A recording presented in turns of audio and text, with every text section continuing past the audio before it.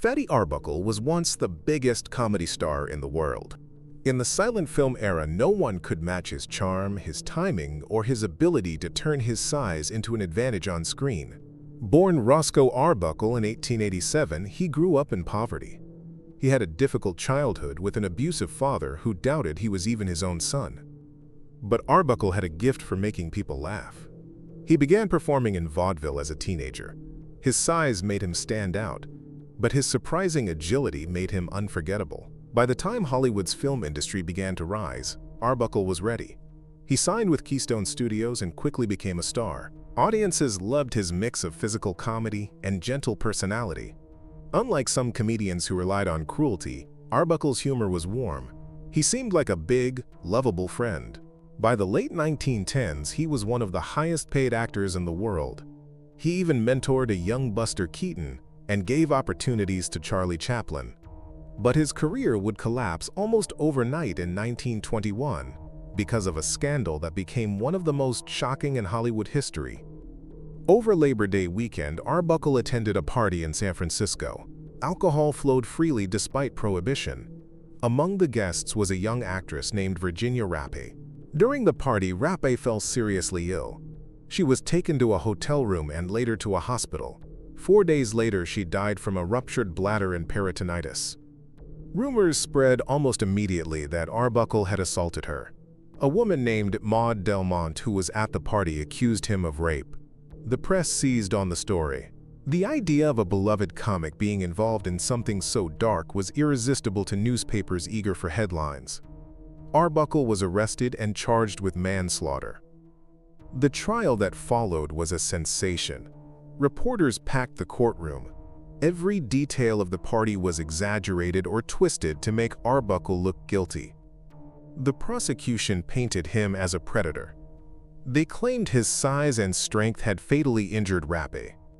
The defense argued that she had a pre-existing condition and there was no evidence of assault. The case dragged through 3 separate trials. The first 2 ended in hung juries. The third trial finally acquitted Arbuckle completely. In fact, the jury took only 5 minutes to decide and issued an unprecedented apology, stating that a great injustice had been done. But by then, the damage was irreversible. The public had already made up its mind. Arbuckle's films were banned by many theaters. The scandal destroyed his reputation. Studios stopped hiring him. His name became a punchline. He tried directing under the pseudonym William Goodrich, but the glory days were gone. For years, he lived in the shadow of accusations that had no legal merit, but lingered in the public imagination. The tragedy was that Arbuckle had been at the peak of his career, making millions of people laugh. And it all ended because of a combination of moral panic, sensationalist media, and false testimony. In the early 1930s, there were signs of a comeback. He began appearing on screen again. Warner Brothers even signed him for a series of shorts. In June 1933, the day after signing the contract for a feature film, Arbuckle died of a heart attack in his sleep at the age of 46. He never got the chance to fully restore his image. Today, film historians see him as a victim of one of the earliest and most brutal examples of trial by media. His case is still taught as a warning about how fast fame can turn to infamy. Arbuckle's story is a reminder that in Hollywood, your career is never as secure as it seems. One headline can end it forever. Howard Hughes was not just a Hollywood figure. He was one of the most famous men in the world. Born in 1905 into a wealthy Texas family, he inherited a fortune from his father's tool company. But Hughes was never content to just live off money. He wanted to make a name for himself in the biggest industries of his time: film, aviation, and eventually defense contracting. In the 1920s, he moved to Los Angeles and began producing movies.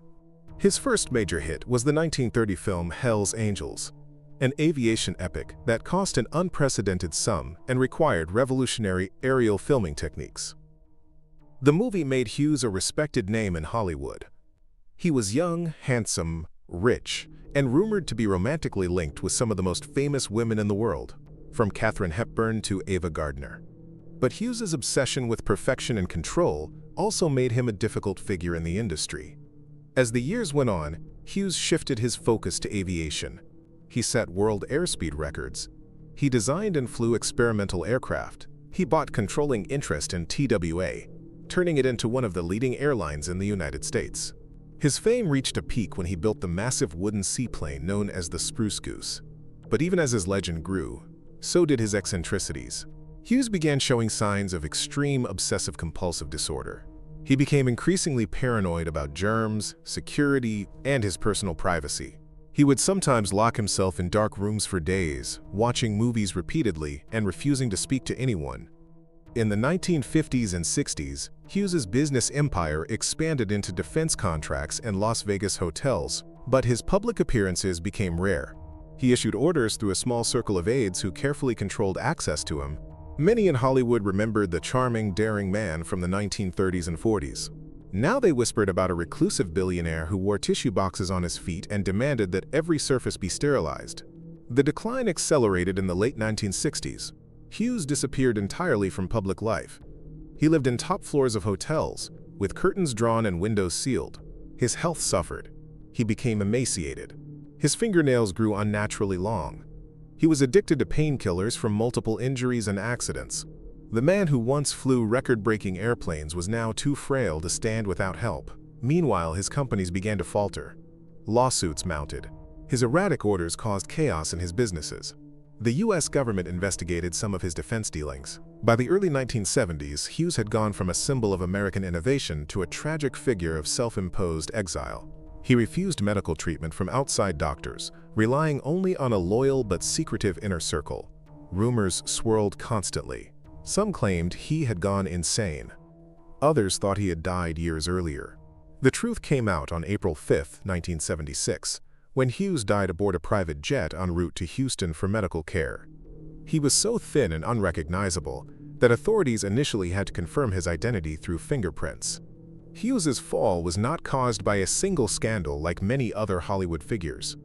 It was a slow-motion collapse driven by mental illness, addiction, and isolation. He had everything: money, fame, power, talent, but ended his life alone and broken. His story remains one of Hollywood's most haunting reminders that genius and self-destruction can exist in the same person. Imagine being a teenager with the voice of an angel and the smile of America's sweetheart, the girl who could make the whole world believe in magic just by singing a song. That was Judy Garland. At only 16, she was cast as Dorothy in The Wizard of Oz, and her performance became legendary. But behind the yellow brick road was a darker reality. The studio controlled every part of her life. They told her what to eat, when to sleep, and even what pills to take. To keep her weight down, she was given diet pills. To keep her awake, she was given stimulants. And when she needed rest, they gave her sleeping pills. The cycle never stopped.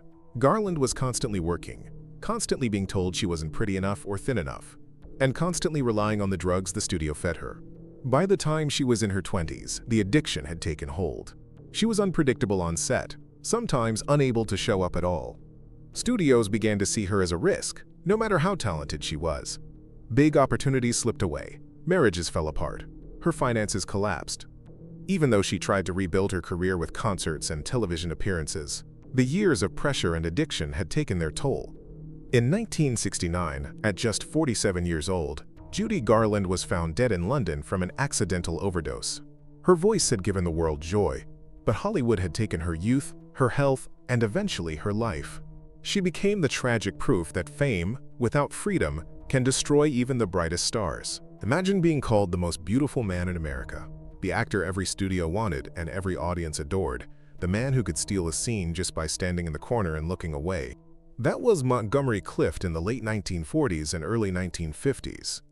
He was different from the other leading men of his time. While others relied on charm and bravado, Clift had a quiet intensity that made every performance feel real. He became a star overnight in films like A Place in the Sun and From Here to Eternity. But behind that calm, he was already fighting demons: insecurity, depression, and a reliance on alcohol and pills to cope with the pressure. Then, in May 1956, everything changed in an instant. After leaving a dinner party at Elizabeth Taylor's house, Clift's car crashed into a telephone pole. The impact was so violent that it shattered his face. His nose, jaw, and cheekbones were broken. Several teeth were knocked out. Taylor herself ran to the wreck and pulled teeth and debris from his throat so he could breathe. The surgery that followed saved his life, but his face was never the same. The camera now caught the scars, the stiffness, the pain behind his eyes. Clift kept acting, but the confidence was gone. He relied more heavily on alcohol and painkillers, sometimes showing up on set barely able to perform. Studios started avoiding him. Friends described the last decade of his life as the slowest suicide in history. In 1966, at just 45 years old, Montgomery Clift was found dead in his apartment. Officially, it was a heart attack, but everyone knew the years of abuse had destroyed his body. His career hadn't ended with a scandal or one big mistake. It ended because Hollywood's pressure and his own self-doubt became too heavy to carry. Clift's story is one of the most haunting in old Hollywood, because it wasn't just his career that was destroyed. It was the man himself, slowly and painfully fading away while the world watched. Errol Flynn was more than just a movie star. He was the embodiment of Hollywood adventure, the man who could swing from a chandelier with a sword in his hand and a smirk on his face. The leading man who turned films like Captain Blood, The Adventures of Robin Hood, and The Seahawk into legends. In the 1930s and 1940s, he was the studio system's golden boy. Tall, impossibly handsome, with an accent that made every line sound like a promise of danger or romance. Audiences adored him. Critics respected him. Studios built his image as the ultimate swashbuckler, but behind that image was a man whose life off-screen was wilder, darker, and far more destructive than anything in a movie script. Flynn grew up in Tasmania, far from Hollywood lights. His youth was filled with adventure and rebellion. He was expelled from multiple schools. He roamed the seas. He tried mining, sailing, and countless other trades. He cultivated a restless appetite for risk. When Hollywood discovered him, it seemed like the perfect match. A man who truly lived the kind of life his characters pretended to have. But fame magnified his recklessness. What had once been boyish daring began to spiral into self-indulgence. He drank heavily. He partied constantly. He was rarely without the company of women. Stories of his escapades filled gossip columns. In an era when studios controlled the press, the fact that rumors still leaked said everything about how wild they were. Then in 1942 came the scandal that would forever change his career. 2 underage girls accused Flynn of statutory rape. The case became one of the most sensational trials of the decade. Reporters camped outside the courthouse. Headlines screamed about Hollywood's moral decay. Flynn, once seen as a charming rogue, suddenly looked far darker. The trial was a media circus. The defense portrayed the girls as opportunists. The prosecution painted Flynn as a predator. After a long and brutal process, Flynn was acquitted. But acquittal did not mean redemption. Public opinion was split. Some fans stood by him. Others saw him as proof that Hollywood was rotten to the core. The phrase "in like Flynn" entered popular slang. Many believed it referred to his sexual conquests and ease with seduction. Flynn denied it. Still, the association stuck. Though he kept working, the scandal followed him. His drinking worsened. He began using drugs. His health crumbled. By the 1950s, the once athletic star looked far older than his years.